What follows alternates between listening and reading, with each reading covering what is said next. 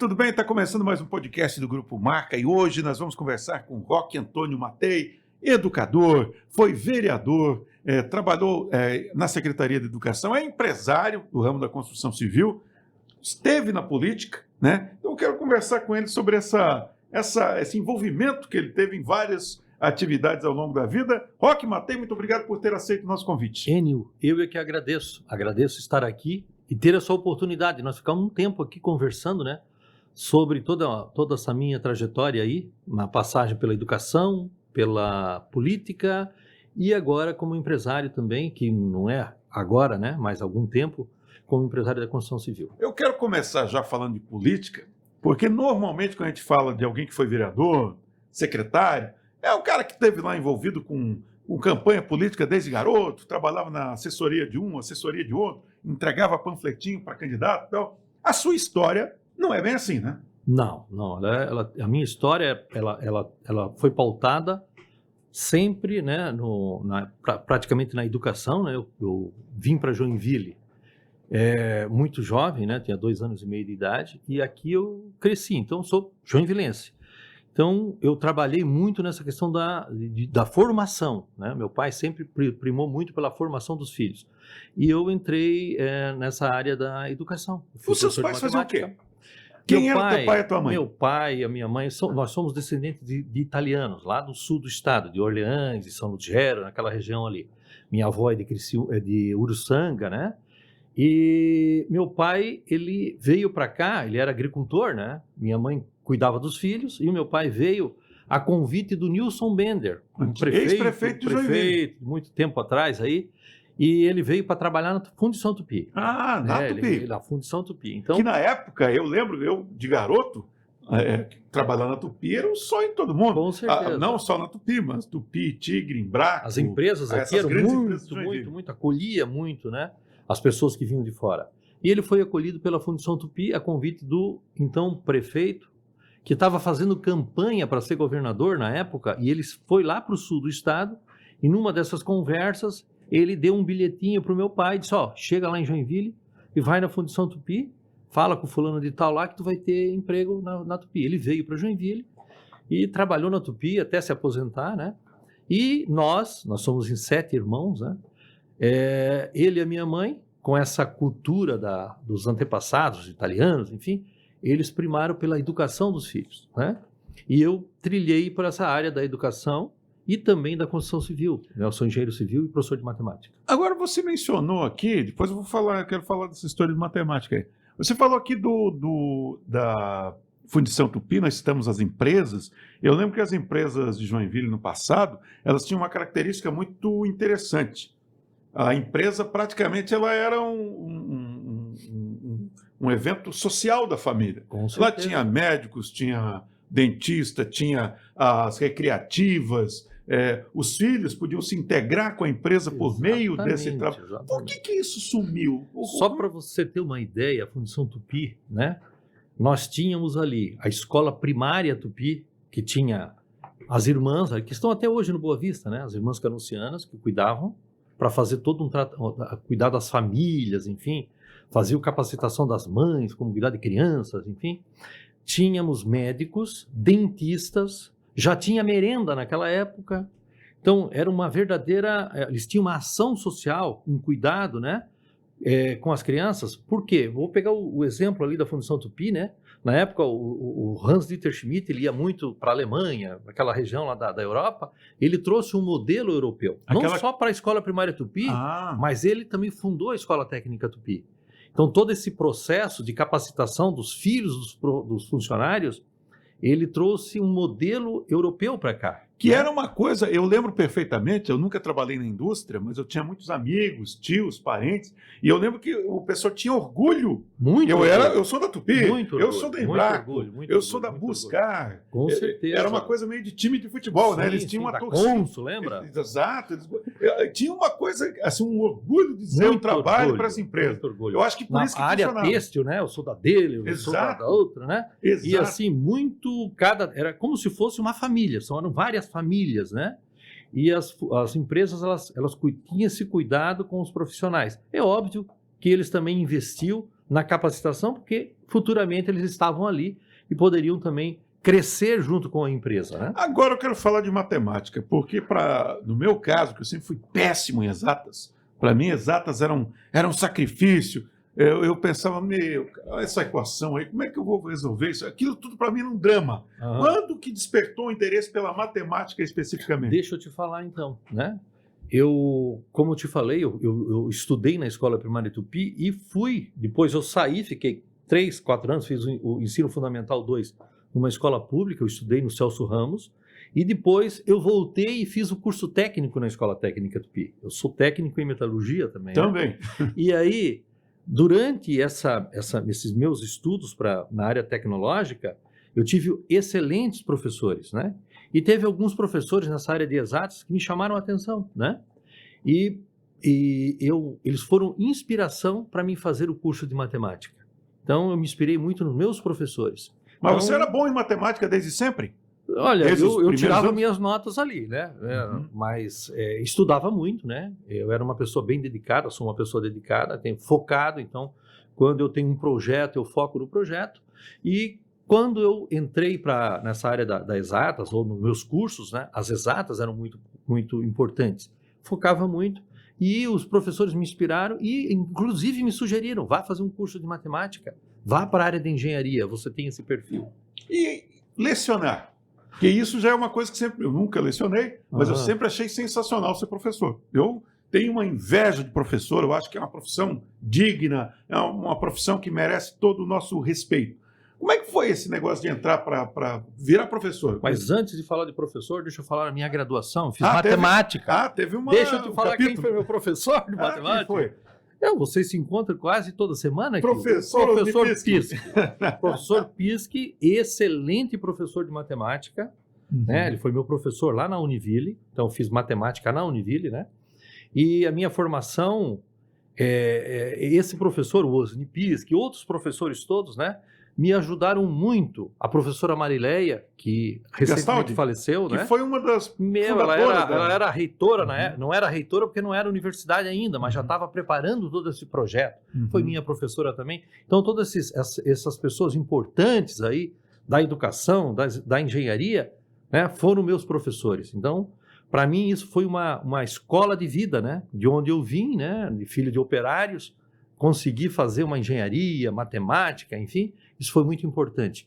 E voltando agora para a área da educação, né? Que é uma paixão para mim também, né? Eu me formei em matemática, mas antes de me formar, os próprios professores da Univille já me indicavam para ser professor de escolas públicas aqui. Eu fui professor de algumas escolas públicas. Eu comecei, a minha primeira escola que eu lecionei foi Antônio Alpaides, lá no Nova Brasília. Nova Brasília, isso. E é verdade, aí passei por Dom Pio de Freitas e outras escolas. E é verdade essa história que o cara que ensina aprende 2 vezes, acaba sendo útil também para quem está estudando? Tem um ditado que diz que quem não sabe ensina, não sei se você já ouviu isso, né? Porque a gente ensinando, a gente fortalece todo o aprendizado que a gente tem, né? E as perguntas que vêm dos alunos, elas fortalecem cada vez mais a nossa busca pela pesquisa, por aperfeiçoamento. Então, isso é importante, essa interação, né? Agora, esse começo, com os alunos. A ideia não era ser exatamente professor, foi meio que uma necessidade, se eu bem entendi. Também foi. Mas quando que o Roque Matei disse, não, agora a minha profissão é ser educador? Teve um momento que isso aconteceu? Teve um momento muito importante, né? Eu comecei nas escolas públicas, mas teve um momento importantíssimo. Eu fui convidado para ser professor na Escola Técnica Tupi. Na própria Tupi? Não sei se a população deve lembrar, tinha um curso, né, os mais velhinhos aí, com mais experiência, lembrar de um curso que tinha, que era o curso preparatório. Por quê? Porque a Escola Técnica Tupi tinha fila de pessoas. Era como se fosse um pré-vestibular. Era um pré-vestibular, como medicina hoje, vamos dizer assim, né? Era muito concorrido, então as pessoas se preparavam para o teste. E aí a escola dava um curso preparatório, um nivelamento, enfim. E eu fui convidado para ser professor de matemática nesse curso. Certo. E é ali que começou toda a minha interação com a Escola Técnica Tupi. Entrei como professor do curso preparatório e acabei ficando lá de 86 até 2012. Nossa, uma carreira inteira. Toda a minha carreira de educador, praticamente, eu passei na Escola Técnica Tupi e, ao mesmo tempo que eu fiz a graduação na Univille, enquanto educador ali, eu já fui fazer o meu mestrado, né, a minha pós-graduação, fui me aperfeiçoando como professor também. Agora, então, se eu bem entendi, o chamado para a política foi um chamado, então, técnico. Alguém achou Também que, por foi conta da chamado sua técnico. experiência, Sim, sim. poderia ser útil. Olha só, quando eu entrei na Escola Técnica Tupi, ela era uma escola excelente, de altíssima qualidade, porém ela tinha passado por algumas crises também, né? Por causa a escola era mantida pelas empresas aqui, né? E quando nós entramos na escola, quando eu entrei, ela tinha em torno de 1.200 alunos, né? E nós, nesse tempo que nós ficamos na escola, nós transformamos a Escola Técnica Tupi numa universidade, na Unisociesc, né? Quando eu saí para ser secretária da Educação, ela já estava com todo o projeto no MEC, e em 2015 ali, eu saí em 2012, comecei em 2013 na prefeitura, 2 anos depois, ela foi homologada como centro universitário. Então essa transição aconteceu no período que você estava lá. Enquanto nós estávamos lá. A equipe da Escola Técnica Tupi, né, liderada ali pelo professor Sandro, por outros professores, o professor Silvio também trabalhou muito nessas questões aí ao longo do tempo, mas de 87 em diante, nós começamos a fazer todo um projeto de transformar a Escola Técnica Tupi numa escola autossuficiente. Nós tínhamos o conselho de empresários, mas nós começamos a oferecer cursos de várias áreas, né, para suprir as necessidades dos cidadãos joinvilenses e, ao mesmo tempo, das empresas aqui. Não só as mais tradicionais, mas as empresas que estavam chegando, né, aqui na cidade. Nós fornecemos muitos técnicos, engenheiros, nós também tínhamos cursos na área de administração, parcerias com a Fundação Getúlio Vargas, com outras entidades a nível nacional, até do exterior, para fazer essa formação e a capacitação de todo um corpo técnico que assumiu aí a gestão e as empresas aqui da nossa cidade. Ô, Roque Matei, me fale uma coisa. Na Tupi, a sua atuação limitava-se à educação ou tinha uma atividade de gestor também? Com certeza. Eu comecei como professor e saí de lá como diretor corporativo. Diretor corporativo, por quê? Porque não éramos uma universidade, era como se fosse uma pró-reitoria, uma pró-reitoria de ensino, né? A gente não chamava pró-reitoria porque não era uma porque não se aplica por questão técnica. Pelo nível de... Exatamente, por uma questão técnica. Na realidade... Mas era o equivalente. Isso, eu era responsável por toda a parte de educacional, criação de cursos, receber as comissões do MEC, né? Criar novos cursos, aprovar esses novos cursos. Um exemplo simples que está aí, né? A Escola Internacional, né? Ela foi uma escola que nós criamos a pedido, inclusive, na época, o então saudoso Luiz Henrique, ele nos procurou lá. Ele era o que nessa altura? Ele era governador. Né? Ele disse, olha, nós precisamos ter uma escola porque as empresas estão chegando aqui e vem muita gente de fora. Tem os expatriados, que vêm aquelas pessoas que vêm de outros países, enfim, e as pessoas daqui têm que estar preparadas com uma educação, com uma visão internacional. E aí nós criamos a Escola Internacional, que hoje é um sucesso, né? É verdade. E que paralelo que você faz entre a questão da gestão educacional na iniciativa privada, que a Tupi era privada, Sim. né? E a experiência como secretário de educação no município? Olha, ela qual que é a vantagem de um e a desvantagem de outro e vice-versa? Eu sempre dizia assim, olha, na educação privada, nós temos que ter um cuidado, né? Porque os recursos, eles são escassos, né? Na educação pública, eles também são escassos, mas nós temos que aplicar de forma bem coerente, né? Mas então me conta um segredo aqui antes desculpa até te interromper, mas eu costumo dizer, eu falo muito com o pessoal da área de educação na área privada.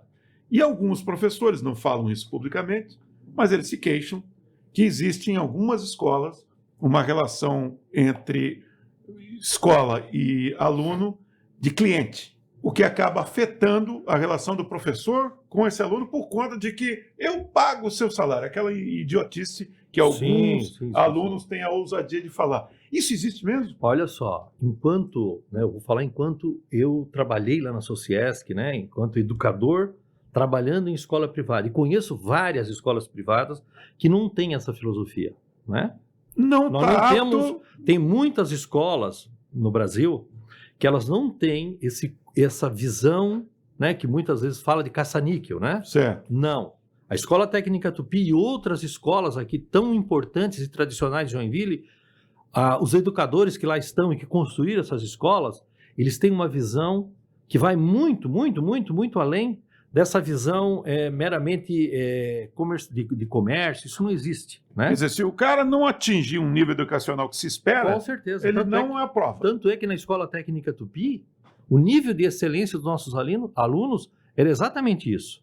O aluno que não tinha condições de avançar, Repete. ele ou repete ou ele recebe aula de reforço. Para isso a gente tinha todo um arcabouço para conseguir fazer com que esse aluno evoluísse, né? Tinha alguns alunos lá que tinham que repetir, né? Mas a maioria deles nós tínhamos um processo que isso nós procuramos trazer para a escola pública, né?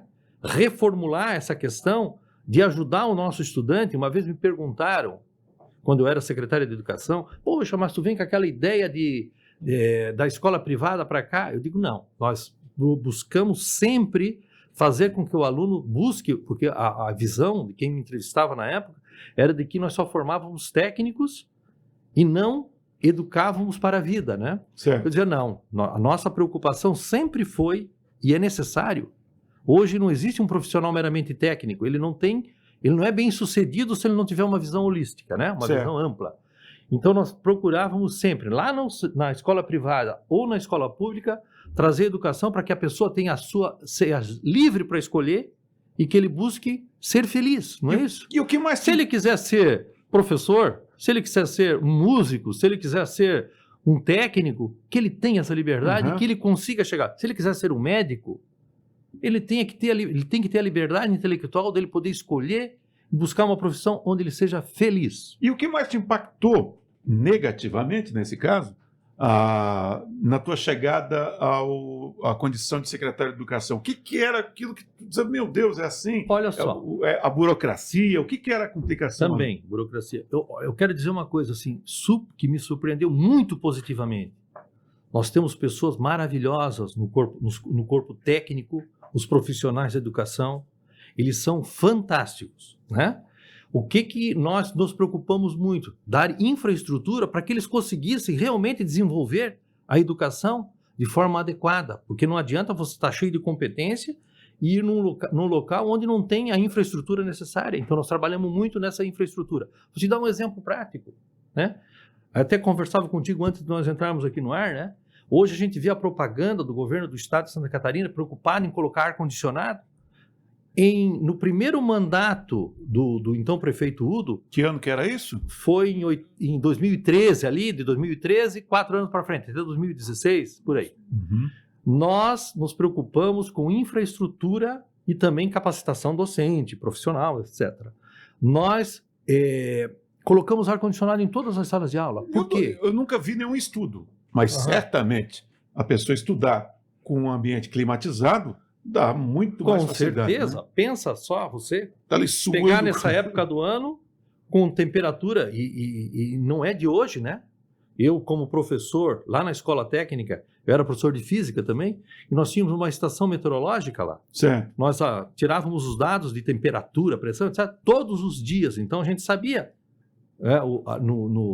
em janeiro, fevereiro, março, abril, aí, o quão calor é aqui em Joinville. Então, e realmente estudar o aluno e o professor também, né? Olha a perda que tem. Então, buscamos trazer conforto, trazer laboratórios, equipamentos, enfim, equipar a escola, porque quanto melhor a escola, o aluno vai para casa, o estudante, o professor, ele vai também querer modificar lá o ambiente que ele está também, né? Se eu tenho uma escola com uma ótima infraestrutura, uma escola reformada, pintada, linda, bonita, com bons professores capacitados, isso também capacita a pessoa a fazer com que o seu ambiente lá no bairro seja melhor, que ele tenha um olhar crítico também, né? Que ele pense e tenha essa visão de que se eu for melhor intelectualmente, eu vou poder cobrar do meu vereador, do meu deputado, do meu prefeito, enfim, de todo esse arcabouço político que nós temos, para que nós tenhamos um país melhor, um município melhor. Mas lá na escola privada, se um profissional estivesse desempenhando um papel abaixo daquilo que você acreditava que seria o recomendável, a substituição é muito mais simples, eu imagino. Como é que foi quando chegou no serviço público, onde isso não é possível, né? Quando muito uma mudança de você vai para lá, esse vem para cá. Eu acho que é assim, na minha ingenuidade quanto a isso, como gestão e educação, eu acho que é assim. Como é que foi lidar com essa diferença de forma como você tem subordinados? Deixa eu te falar então, né?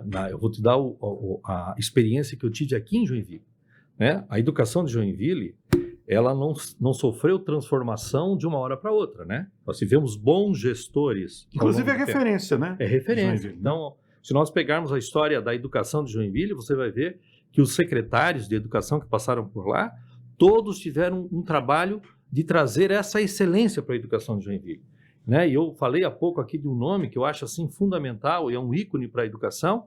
Vale a pena, quem não conhece, pesquisar quem foi o professor Silvio Siniskovski. O que foi feito pela educação de Joinville na gestão do professor Silvio, que quem trouxe ele foi o Luiz Henrique, né? Para gerir a educação aqui de Joinville. Se eu não me engano também, na época, o governador Pedro Ivo levou ele para o estado também. Então, assim, tem uma história grande de educação. E tu perguntaste para mim, né? As pessoas diretamente se teve algum abaixo. impacto, né? Isso. Primeiro, lá no serviço, na educação privada, a gente simplesmente não descarta as pessoas. Nós trabalhamos com planos de capacitação e para isso tem todo um trabalho para que minimize essa distância aí, né? Entre aquilo que a pessoa está produzindo e o que se espera. E o que nós queremos e o que se espera da educação. Aqui em Joinville, na educação pública, eu vejo da mesma forma, né? Porque a pessoa que chegou na educação pública, ela fez todo um processo, estudou, passou num concurso, e é óbvio que ela tem competência para, né?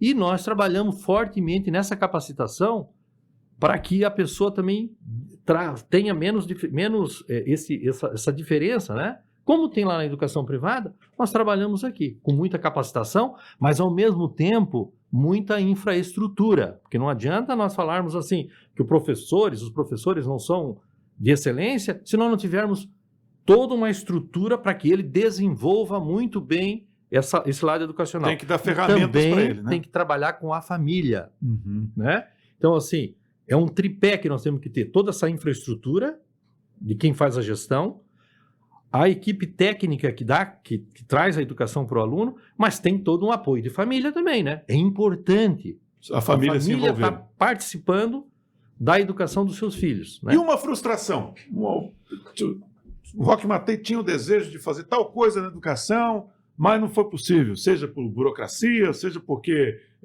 não houve tempo suficiente. Teve alguma ideia que não conseguiu ser implementada? Teve um nível de educação que até hoje tem dificuldade de nós completarmos as vagas, é a educação infantil. Certo. Né? Quando nós chegamos em Joinville, a educação infantil, nós tínhamos assim... Quando a gente fala em educação infantil, é 3 a 6? Vai de 0 até 5 anos, tá. Porque com 6 anos já está na escola de ensino fundamental. Então, esse nível de educação, a educação infantil, que o pessoal chama de creche, não é isso? Nós tínhamos muita dificuldade em ter vagas, né? E esse trabalho de nós ampliarmos a rede municipal, né? Ele foi muito, muito forte. E uma frustração é a gente não poder ter trazido mais vagas ainda para a educação infantil, né? Hoje, a gente e o que que faltou? Faltou recurso? Faltou tempo? Falta recurso e tempo, né? Porque hoje, para construir uma escola de educação infantil, né? Não é simplesmente ter sala, ter o professor, tem toda uma infraestrutura.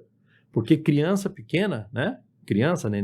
Bebezinho, precisa de todo um cuidado muito especial. Então, é uma infraestrutura importante. Não pode ter muito aluno por sala, tem que ter todo um cuidado. E precisou-se, né, ampliar a rede. Nós ampliamos, criamos parceria com a iniciativa privada. Isso é uma coisa que tu me falou da frustração, mas eu tenho assim, muito orgulho do que foi feito, né? Nós criamos uma parceria que é feita até hoje, né? Hoje existe a rede municipal, mas vinculada à rede tem muitas escolas que o município adquire a vaga e coloca as crianças lá. Então ampliou-se muito o número de crianças incluídas na educação infantil. Então, uma frustração que eu tive é não poder incluir 100% das crianças na educação infantil. Por quê? Porque quando chegamos tinha um gap muito grande, uma diferença muito grande. Trabalhamos muito, construímos muito, nós entregamos aí mais de 15 CIs novos, fora as ampliações na rede. Nós ampliamos, e eu tenho outro orgulho muito, muito bom, né? Muito grande, que é ter reformado toda a rede municipal de ensino. A questão do ar-condicionado foi um item, mas nós reformávamos as escolas, deixávamos ambientes adequados, e a partir dali nós ampliávamos também o número de vagas, salas, enfim. E quanto que o secretário de Educação, Roque Mattei, tinha de influência sobre as decisões tomadas pelo então prefeito Udo Deller? O Udo dava muita liberdade para os secretários trabalharem, ou ele tinha uma filosofia que ele exigia que fosse implementada de um jeito ou de outro? Como é que funcionava essa relação? O prefeito Udo, extremamente... Ele dava total liberdade. Delegava realmente. Delegava, né? E ele ficava só observando, é óbvio, né? Como prefeito, gestor, né? Mas nós tínhamos autonomia para trabalhar, tá? Então, dentro dos parâmetros, né? A gente tinha autonomia total para trabalhar. Tanto é que esta elevação de rede, aumento da rede, trabalhar, buscar trazer projetos, né? Nós trouxemos projetos aqui internacional, trouxemos cursos de Singapura para cá. E ele sempre nos apoiou. Inclusive, eu fui vice-presidente de uma associação de secretários municipais do Brasil. Eu fui vice-presidente, né? E quando eu fui falar para ele, né, que me convidaram para participar, para ser dessa rede, ele deu total apoio. É importante, você precisa estar em Brasília, você precisa conversar com os demais secretários para trazer conhecimento, ampliar fronteiras, enfim, e conhecer melhor o serviço público, né? Porque até então eu era da iniciativa privada. A partir de 2013, nós entramos no serviço público e aí sim começamos a trabalhar nessa questão e aprender também com os outros secretários. Porque tem muitos municípios em Joinville que têm uma excelência também. Joinville teve excelência, né? Se você for olhar as notas que nós tínhamos na hora da avaliação do Ministério da Educação, Joinville sempre despontou, na minha gestão, na nossa gestão ali, como um dos municípios de destaque no Brasil. Ô, Roque Mattei, obviamente que você está afastado da educação, né? Não tá, mas tem muitos amigos, né? Deve ter muito relacionamento com essa turma toda. Com certeza. Como que você vê o aluno de 2026? Ele é um aluno interessado? Dizem que isso aqui é um problemaço, os psicólogos, os psiquiatras falam que isso é um problemaço, mas há quem diga que isso ao mesmo tempo é uma boa ferramenta também de educação. Mas então deixa eu te falar que eu acho muito importante a interação com tecnologia. Uma outra questão importante, quando nós entramos na secretaria, foi exatamente isso, né? Porque nós não podemos nos distanciar do que está acontecendo no mundo. E a tecnologia é presença na tua casa, tu vai fazer uma compra no supermercado, hoje tu não precisa mais de ninguém, tu vai ali, tu mesmo faz o pagamento. Eu sempre falo em banco, rádio. Tu vai com... É raríssima a exceção de ir lá no banco. Hoje em dia tu faz tudo tá tudo na palma da mão, como o Jean Carlos é testemunha disso.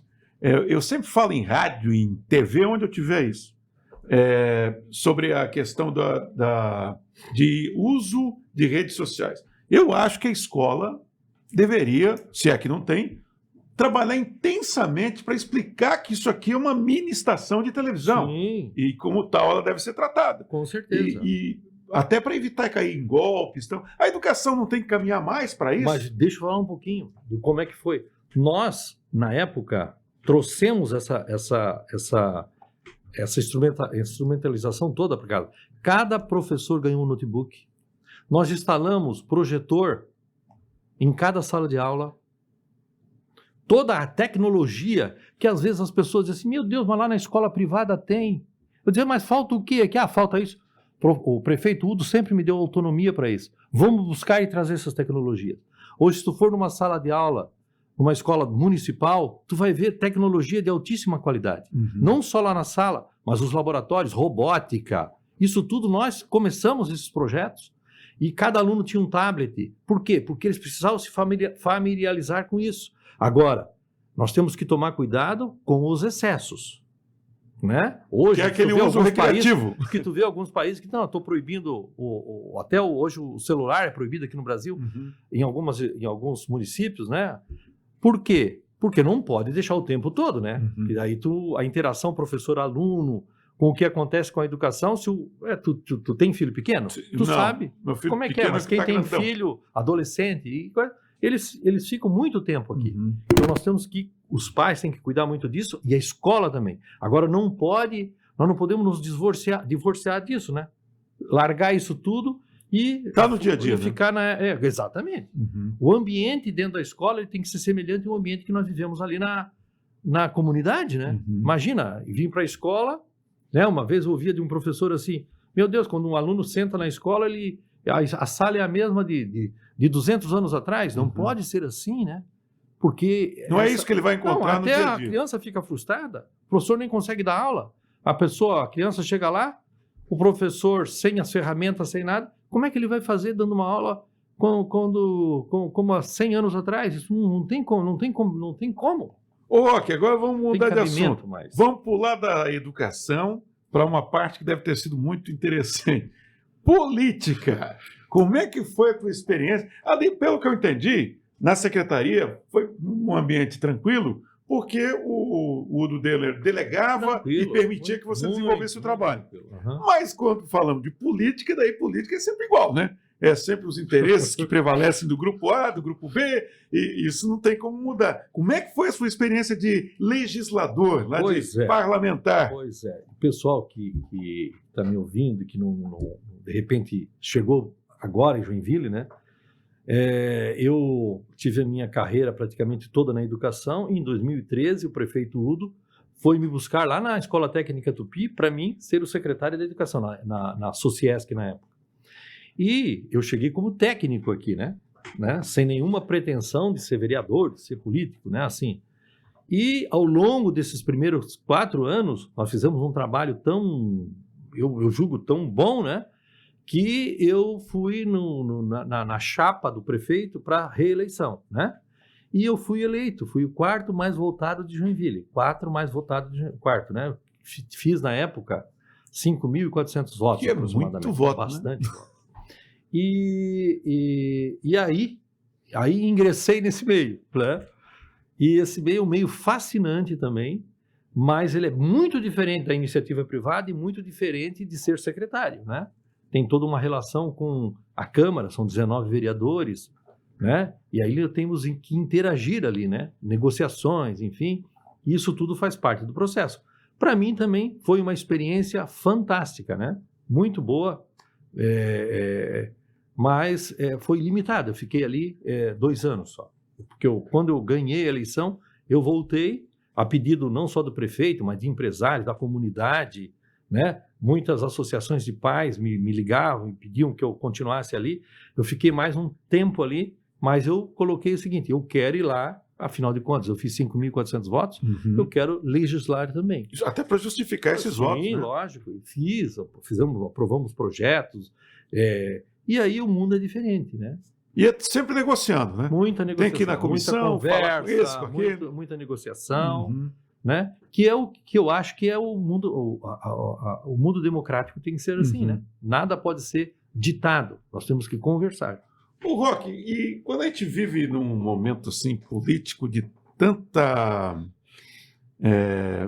polarização, se você fala, poxa, mas eu acho que tem que ter um programa social para beneficiar essas pessoas.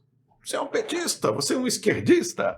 E se você fala, eu acho que o Estado tem que dar mais autonomia, cortar os impostos. Pô, mas você é um extremista da direita. Quer dizer, ninguém pode estar no meio termo ali. Parece que todo mundo quer taxar você de alguma coisa, né? Mas então eu vejo o seguinte, né? É importante que quem está nos assistindo, quem está nos ouvindo, que dê uma pesquisada como é que os países hoje de primeiro mundo funcionam, né? Eles também têm as suas políticas sociais, eles também cuidam da população, né? Eles também se preocupam, né, Não é cada um por com si. o bem-estar da comunidade, né? É óbvio que nós também temos que olhar o outro lado, que é o lado do empresário, porque nada disso funciona, né? Não é um mundo dos sonhos, um mundo de Alice, Uhum. que fica sonhando e a coisa acontece, Que né? o dinheiro cai do céu. O dinheiro tem que vir. E dinheiro, a remuneração disso tudo vem do trabalho, né? Não vem do nada, né? Então, esse trabalho ele precisa existir. E essa relação de trabalho, né? Não só de ir lá na empresa trabalhar, mas de ser um empreendedor, né? De ter iniciativa própria, não precisa ser empregado só. Pode ser um empreendedor também, né? Uhum. Para isso nós precisamos ter conhecimento. Agora, as pessoas que precisam de ajuda, né? Eu acho que o governo ele tem que ter sob medida isso. Não pode ter políticas que favoreçam as pessoas que tem que tirar ele dessa inércia e trazer para o mundo onde a sociedade funciona, né? Não tem uma pode frase- viver à margem da sociedade Tem uma frase muito boa recebendo do governo. Isso Tem uma não frase dá. muito boa do Ronald Reagan, ex-presidente dos Estados Unidos, que ele falava o seguinte, que o sucesso de um programa social você mede pelo número de pessoas que deixam o programa depois você Exatamente, não é pelo isso que aí. entra. Não, Não é orgulho para ninguém. Né? não pode ser assim, eu participo do programa tal, não vou dar nome aqui ao programa, né? Eternamente. Mas 20 anos. daqui a pouco eu participo disso há 1 ano, 2 anos, 3 anos, 10 anos, 20 anos. Não pode ser assim, né? Ele tem que sair dali. Né? Isso. E esses países aí, por isso que é importante, né? Eu olho lá para os Estados Unidos ou para outros países, eles também têm políticas sociais, né? Só que eles têm uma ação, né? De pegar e dizer o seguinte, meu filho, eu vou te ajudar, mas por favor, né? Uhum. É um Vai ter que ter um empurrãozinho. momento que você tem que ter vida própria. Não Uhum. pode ser a vida inteira. Exato. Assim, essa enormidade de gente, né? Até porque é uma conta que fica cara à medida Com que vai certeza, aumentando. daqui a pouco quem é que paga essa conta? Exato. Né? Exato. É só a gente ver o equilíbrio entre os estados, né? O Brasil ele é um país assim onde um estado ajuda o outro quando precisa, né? Uhum. Mas nós temos que ter a gente tem que ajudar, mas até quando? Não é isso? Exato. Então nós temos que ter esse cuidado de ajudar as pessoas, não só as pessoas, mas as regiões, né? Mas isso tem que ter um limite. Tu concorda comigo? Sem Tem que ter um dúvida, limite. Sem dúvida. Tem que ter uma política de desenvolvimento de tal forma que aquela família, aquele cidadão tem orgulho de dizer, não, eu fui lá, eu participei daquele programa social, mas hoje eu tenho vida própria. Eu não dependo necessito mais do daquilo. governo. Uhum. Eu acho que é isso que nós temos que buscar, a independência. Ô, Roque Matei, vamos falar um pouquinho da Estilo Construtora? É isso? Falei Sim, certo? a nossa empresa é Estilo Construtora Incorporadora. E como é que foi essa... Claro, para um engenheiro é um caminho até meio que previsível, né? Mas Sim. considerando que você ficou tanto tempo na educação, como é que foi essa Mas história de deixa eu entrar te falar pra então. construção? Olha, nós temos que ter propósito. Eu acho que as pessoas têm que ter propósito na vida, né? Então, assim, quando eu fiz a faculdade de matemática, eu tinha um propósito. Eu queria trabalhar para a educação, para ajudar as pessoas, para que a gente tenha uma mudança na sociedade também. Qual é o teu legado? O que tu deixa? Né? Pensa nós lá, velhinho, lá na frente, olhar para trás e Como é que eu contribuí qual foi para o a meu sociedade? legado? O que eu deixei para a sociedade? Uhum. Né? Então, ser professor, participar como empresário, participar num movimento social, né? Até na política. Até por que na não? política, nós temos que participar. Não, eu vou ficar fora disso só criticando, não. Uhum. Uma vez, como gestor, alguém me procurou, veio com um monte de ideias. Críticas. Não, vem aqui trabalhar comigo. Quando eu falei isso, vem trabalhar comigo, a pessoa se afastou e não veio mais. Eu acho que não basta ficar só no campo das ideias. Nós temos que nos propor, a ir lá e ajudar a mudar a sociedade. Então, quando eu fui ser engenheiro, eu tinha um propósito. Eu também queria contribuir e queria ter uma empresa. Eu queria fazer prédio. A gente via, né, aqui em Joinville crescendo tanto, né? Digo, um dia eu vou fazer um prédio desse. Eu quero trabalhar aqui, quero fazer uma ponte, quero fazer uma rua, quero fazer isso, quero fazer aquilo. E como é que a gente faz? Eu sempre perguntava assim, como é que eu faço para chegar lá? Né? Eu quero ser diretor da escola. Como é que eu faço para ser diretor? Qual é o caminho? Sonho? Qual é o caminho? Né? Então pergunte para as pessoas que estão fazendo alguma coisa, como é que eu faço para ser o Enio, qual foi o caminho que tu trilhou? Tu vai me dar conselhos, talvez eu um dia estou aqui sentando, entrevistando alguém. Então, na minha empresa, na nossa empresa, eu pensei assim, vou fazer engenharia civil, porque eu quero construir também. E aí, quando eu me formei, foi ali no final da década, início da década de 90, né? Sempre que eu queria ir para a área de engenharia somente, o pessoal da educação sempre dizia, não, fica mais um pouco. Fica mais um pouco. Ia retardando. Daí eu fui... Não, essa minha empresa ela já tem mais de 18 anos. Certo. Né? Então, teve um momento ali que eu comecei a fazer paralelo, né? Paralelo, né? Eu tenho um sócio e nós trabalhamos em paralelo. Olha, vamos construir, vamos realizar o nosso propósito e vamos continuar também na educação. Então, nós fizemos isso paralelo e esse foi o motivo que eu fiz engenharia, né? Eu sempre tive uma vontade de... Eu via isso tudo acontecendo, a cidade crescendo, eu digo, meu Deus, eu quero ser isso. Por isso que eu fui para a engenharia, criei a Estilo Construtora, inclusive tem vários prédios na cidade que foi entregue por nós. Depois, eu também trabalhei com obras públicas, né? Nós trabalhamos com obras públicas, entregamos algumas obras públicas, aí, inclusive a obra aqui em Joinville. Esse é o nosso caminho. Mas a Estilo Construtora Incorporadora faz que tipo de edificação? Nós fizemos prédios não comercial, para famílias, né? Residenciais. Certo. E também prestamos serviços para quem precisa. Agora, deve ser muito gratificante você passar, por exemplo, de carro por um lugar e pensar, pô, minha empresa que fez isso aí. Exatamente. Deve ser, não é? Eu tenho essa impressão. Muito gratificante. E ver uma família que está habitando ali um apartamento, enfim, e satisfeita com isso, né? Poxa, que bacana, não é? Então é isso. É semelhante à educação. Quer dizer, vai lá o estudante, de vez em quando encontro muitos, né? Professor, me formei, poxa, o senhor me deu aula disso, me deu aula disso. De repente vejo alguém, eu moro num prédio que você me entregou, prédio do Estilo. Não é bacana, ciclo, isso? Né? Claro.